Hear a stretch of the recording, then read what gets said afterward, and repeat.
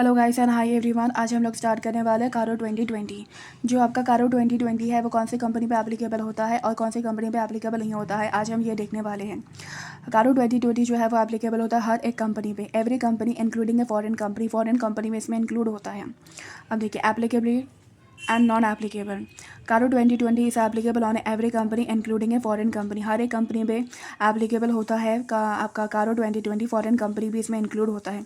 किस पे एप्लीकेबल नहीं होता है, दैट इज द बायोस 8। बाईस एट का मतलब होता है, बी का मतलब बैंकिंग कंपनी, आई का मतलब इंश्योरेंस कंपनी, ओ का मतलब 1% कंपनी, एस का मतलब स्मॉल कंपनी एंड 8 का मतलब क्या होता है, सेक्शन 8 कंपनी। तो किस पे एप्लीकेबल नहीं होता है, दैट इज द बायोस 8। Banking company, insurance company, 1% company, small company and section 8 company, जो कि होता है आपका NPO, non profit organisation.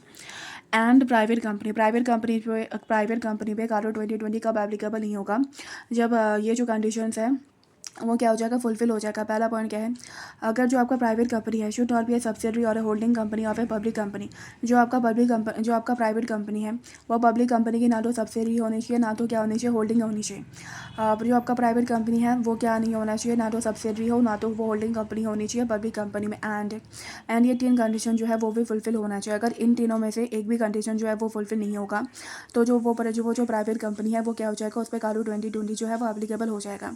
Condition क्या है, paid up share capital and reserve and surplus should not be exceed 1 crore on the balance sheet date. अब paid up share capital और reserve and surplus जो है बैलेंस शीट डेट में 1 करोड़ से ज़्यादा का नहीं होना चाहिए। Borrowing from bank and a financial institution does not exceed 1 crore at the any point of the time. जो आपका बोरिंग है फ्रॉम द बैंक और फाइनेंशियल इंस्टीट्यूशन, वो 1 करोड़ से ज़्यादा का नहीं होना चाहिए at any point of the time. Any point of the time का मतलब साल के अगर किसी भी दिन अगर बोरिंग फ्रॉम द बैंक और फाइनेंशियल इंस्टीट्यूशन अगर 1 करोड़ से ज़्यादा का हो जाएगा तो उस प्राइवेट कंपनी में कारो 2020 एप्लीकेबल हो जाएगा। And third is the total revenue. जो आपका total revenue should not be exceed 10 crore. जो आपका टोटल रेवेन्यू है वो 10 करोड़ से ज़्यादा का नहीं होना चाहिए। टोटल रेवेन्यू में आपका टर्नओवर प्लस टोटल इनकम भी आता है।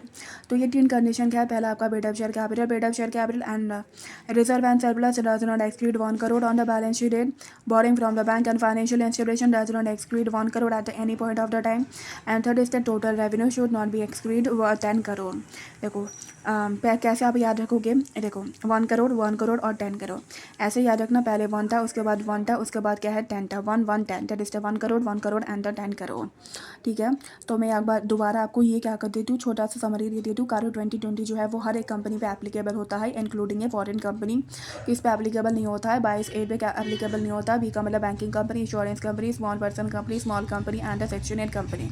एंड उस प्राइवेट कंपनी में कब एप्लीकेबल नहीं होगा, अगर कुछ कंडीशन जो है वो फुलफिल हो जाएगा। पहला जो है, देखो पहला पॉइंट क्या है, पहला पॉइंट है आपका जो प्राइवेट कंपनी है वो तो ना तो सब्सिडरी होनी चाहिए, ना तो वो होल्डिंग करनी होनी चाहिए किसी भी बड़ी कंपनी का। उसके बाद प्राइवेट कंपनी की 3 कंडीशन है, ये जो 3 कंडीशन है फुलफिल होना चाहिए, तभी आपका कारो 2020 एप्लीकेबल नहीं होगा।